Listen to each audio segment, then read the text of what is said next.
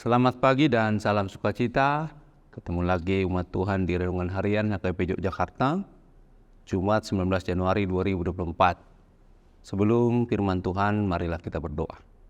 Kasih karunia dan damai sejahtera dari Allah Bapa, anaknya Yesus Kristus, memberkati kamu sekalian. Amin. Firman Tuhan dari Amsal 21 ayat 3, melakukan kebenaran dan keadilan lebih dikenan Tuhan daripada korban. Sekali lagi, melakukan kebenaran dan keadilan lebih dikenan Tuhan daripada korban. Saudara-saudara yang dikasihi Tuhan Yesus Kristus, firman ini hendak menyatakan kepada kita bahwa korban-korban persembahan kita, pemberian-pemberian kita, ibadah-ibadah kita, jangan hanya berhenti di situ.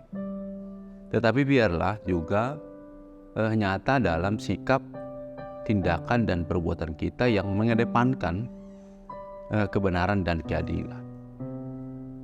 Betapa indahnya ketika kita beribadah, ketika kita memberi persembahan, namun juga kita melakukan kebenaran dan keadilan, yaitu agar kita memiliki integritas, bertindak dengan integritas, bertindak dengan menjaga terus keberadaan diri kita, kejujuran kita, ketulusan kita.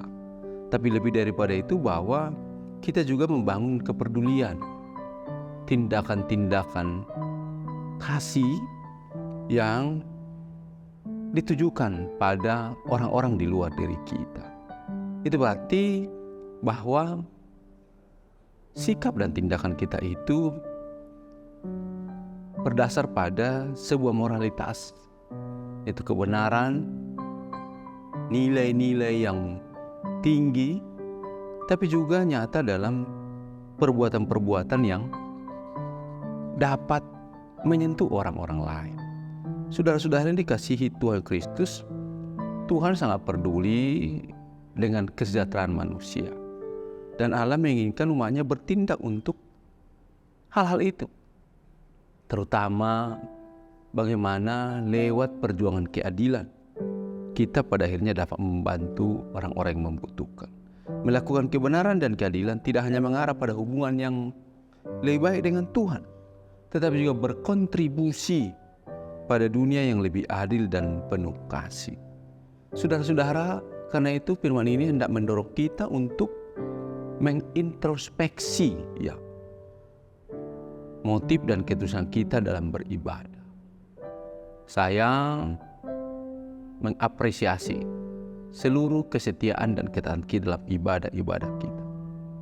Tapi saudara yang dikasihi Tuhan Kristus, mestinya tidak berhenti di situ. Bagaimana kita menjaga moralitas kita, bagaimana kita menjaga kepedulian kita, bagaimana kita tidak mengabaikan nilai-nilai rohani, nilai-nilai yang benar dalam kehidupan kita sehari-hari, sehingga perbuatan moral dan aktivitas keagamaan saling melengkapi. Keduanya merupakan ekspresi iman dan pengabdian yang sejati kepada Tuhan.